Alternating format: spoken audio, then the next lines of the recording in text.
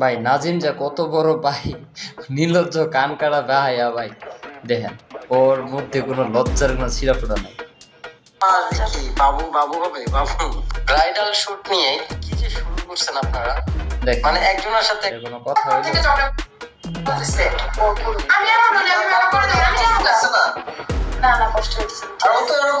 ঠিক মিমা তানিশা যেরকম ওদের দুইজনের ফ্রেন্ডশিপ ছিল আগে যেরকম, ঠিক আছে, এখন আবার তানিশা যেরকম একটা ফ্রেন্ড নিয়ে আসছে, হয়তোবা পরের বার হয়তোবা ওই বান্ধবীর সাথে পালায় যাবে নাজিম আর ওই কলা চসবো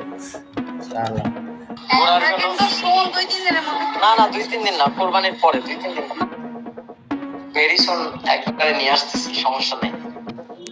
এর কমেন্টস গুলা পড়লে বমি চলে আসবো, ঠিক আছে, শুধু কমেন্ট গুলো প্রথম দেখার অপেক্ষায় রইলাম। আচ্ছা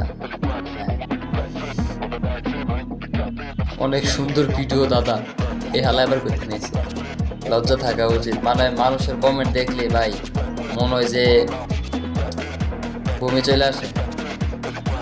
আচ্ছা ভাই আপনি কাম সাইরা ফেলাইছেন, বিশ্বের একমাত্র কাম পাইছেন। ব্যবস্থা কি খাবার নিয়ে আসছো আমার জন্য?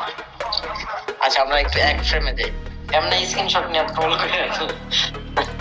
মানুষের লজ্জা থাকে একবারে স্পেশাল একটা ভিডিও ভাই, যার লজ্জা নাই এই যে কত বড় শান্তিতে আছে, এর জায়গায় অনেকেও থাকলে হয়তো সুসাইড করবে। আসসালামু আলাইকুম এভরিওয়ান, কি অবস্থা সবার, কেমন আছেন সবাই? আশা করি সবাই ভালো আছেন, আমিও আলহামদুলিল্লাহ ভালো আছি। আজকে শ্বশুর বাড়ি থেকে অনেক কিছু পাঠাইছে, এটাই আমি দেখবো।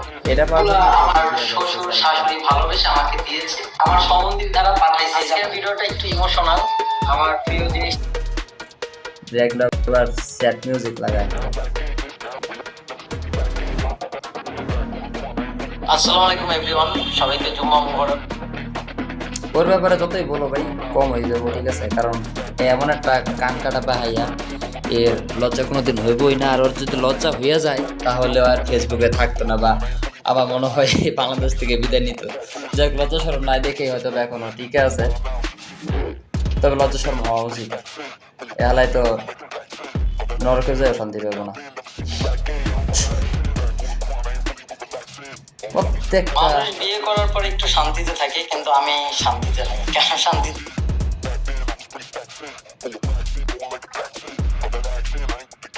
আর যাই হোক এই বেহায় গান কাটা নিয়ে এত বেশি কথা বলতে চাই না, নিজের মন নষ্ট।